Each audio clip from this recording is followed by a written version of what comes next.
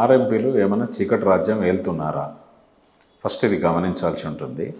నిజంగా చీకటి రాజ్యం వెళ్తే గ్రామీణ ప్రాంతాల్లో ప్రజలు వాళ్ళతో సంబంధాలు ఏర్పరచుకొని, వాళ్ళతో ఫ్యామిలీ రిలేషన్ ఏర్పరచుకొని ఏ విధంగా జీవనం సాగిస్తారు?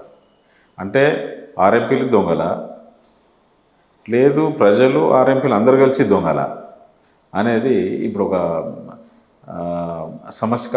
సమస్యతో కూడుకున్నటువంటి ప్రశ్న ఇది. నిజంగా దొంగల్ని ఎవరైనా ఉపేక్షిస్తారా, ఆదరిస్తారా? చరిత్రలో ఎక్కడైనా ఉందా?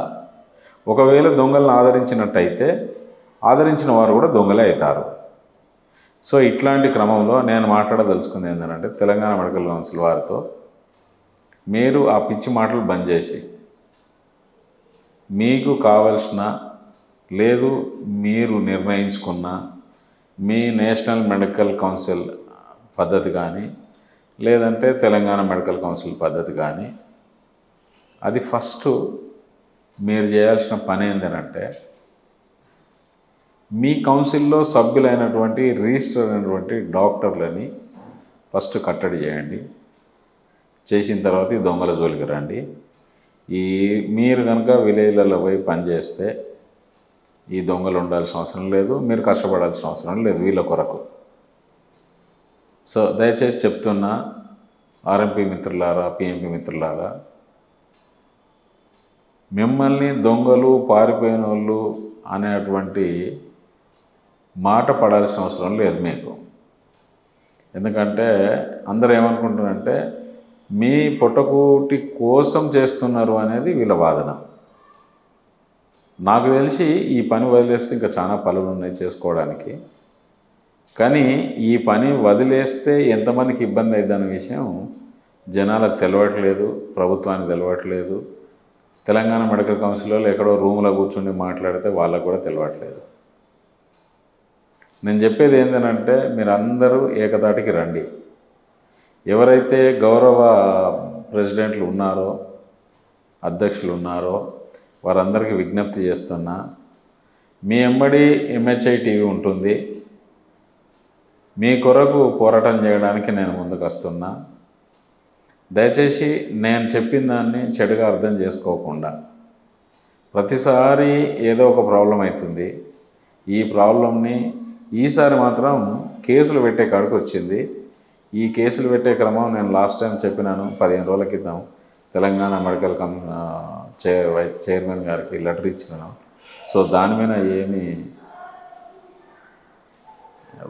ఫలితాలు లేవు, దాని మీద ఏం ఆలోచన కూడా లేదు. కాబట్టి నేను చెప్పేది ఏంటంటే, నాతో కలిసి వచ్చే వారికి నేను ముందు ఉంటా.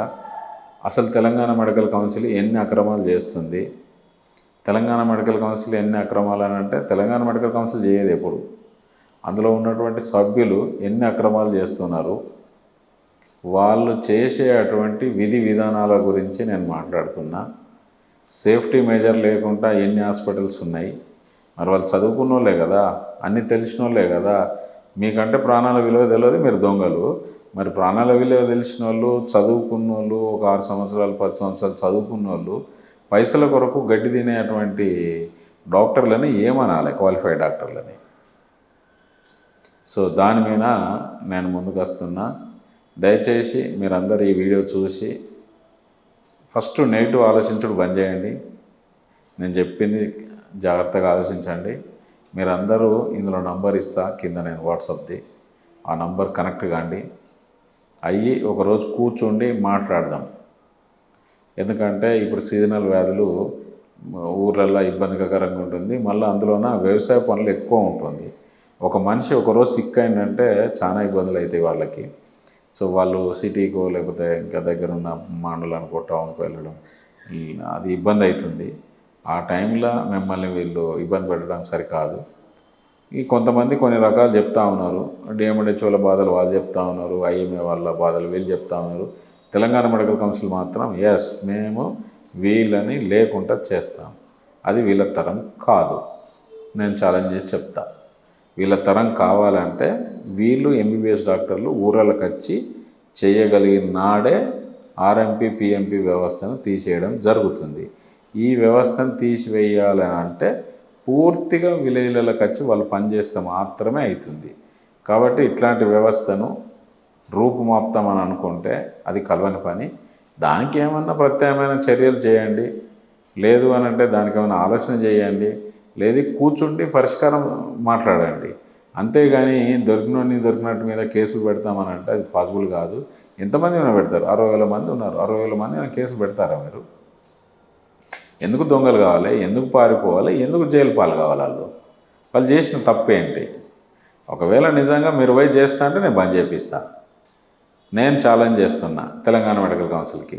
వాళ్ళు బంద్ చేయడానికి సిద్ధంగా ఉన్నారు. మీరు చేయడానికి సిద్ధంగా ఉన్నారా?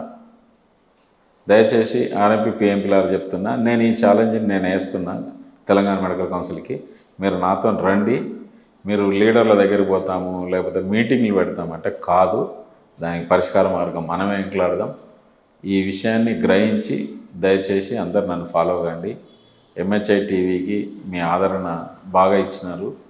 నేను మీ కొరకు ఎంత దూరమైనా వెళ్తా. Thank you.